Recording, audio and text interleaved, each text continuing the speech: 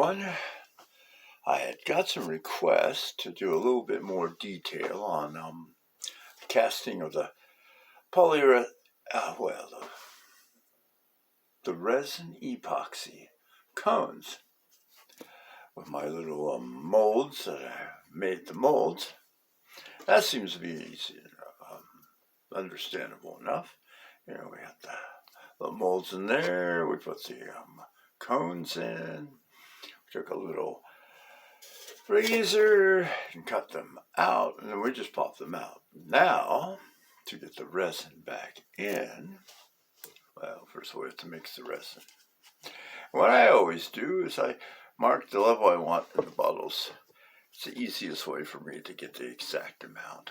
Like on here, I made an inch mark on each bottle, and then we just pour them in. Like ta-da. Okay. See our little inch mark there. Pour it down. Kind of watch where we're going here with the light. We need to go a little farther. Yes, you have to be careful not to pour too much. If you pour past the line, well,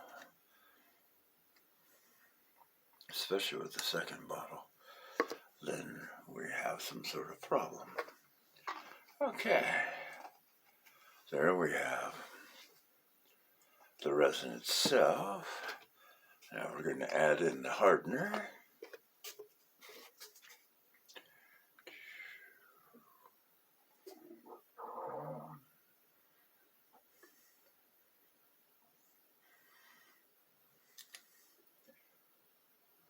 Just a bit more. There, and then we have that down to the line.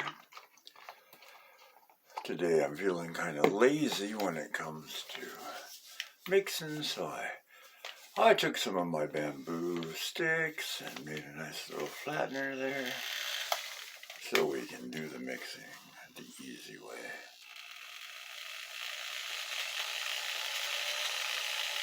The important part is to get all the silver streaks out.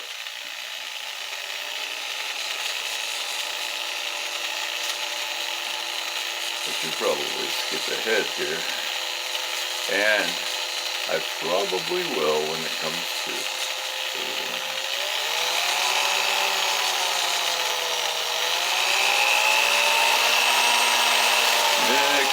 mix.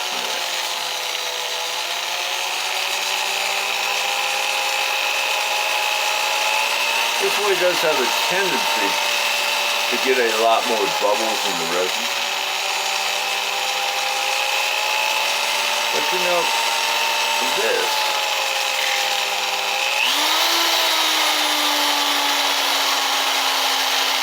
is a real slow casting resin. A real slow setting resin, I should say. And it's pretty easy to get the bubbles out all by itself. You just let it sit. I usually tap it a few times because we're in no extreme hurry. But doing it with the drill like this, it just takes a few minutes. Well, not even a minute, really, to make sure you get all the streaks out. But make sure that there's an absolute complete consistency in there, that it is thoroughly mixed. Because if you do not, even if you mix it by hand, it's going to take quite a bit longer. By hand, I always say, on the slow setting epoxy, at least 4 or 5 minutes in it. Here, well, I've been doing this for many years, I can usually tell with the drill. Yes, and don't run the drill when you lay it down. Make sure you have a drip pan underneath it because it will drip off the. Okay, there we are.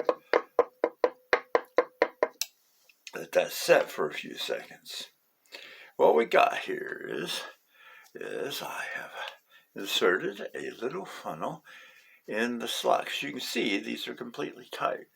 Pull them open and there's your mold down inside, which makes for a wonderful 3D mold, but it's kind of a pain in the bottom to try to pour anything through that little slot and hold it open at the same time. So I take these little funnels that are actually cones that I've made, and if you don't have a cone you've made already, well, I'm sure you have one that you use to mold. Make sure the epoxy settles all the way in there. Let the bubbles come out. There. And then, when you've got it all the way to the bottom,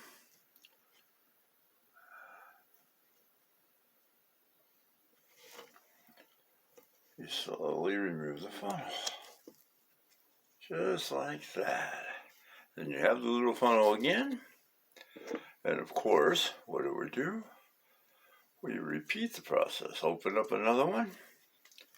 Wide open just like that. Slide the funnel down in there. It takes a few seconds.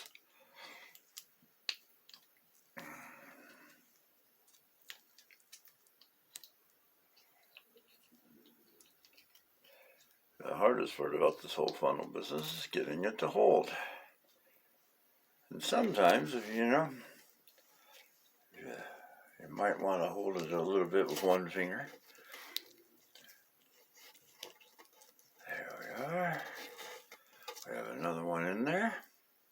And then we do the same process as we did just a minute ago.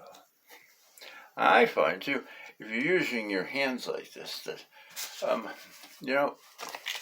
I actually usually keep a good piece of leather around. This time I'm actually using the back of some silicone sandpaper to get it off of the hands. And that's all going to be before we touch the screen, of course. And of course I do have my handy dandy apron. And then, you just let them set and dry. Yes, I'm going to pour more off screen here. I don't think you want to wait like 10 minutes while I'm doing this. All right. I hope that was helpful. Have a good day. We'll talk to you all later. Bye-bye.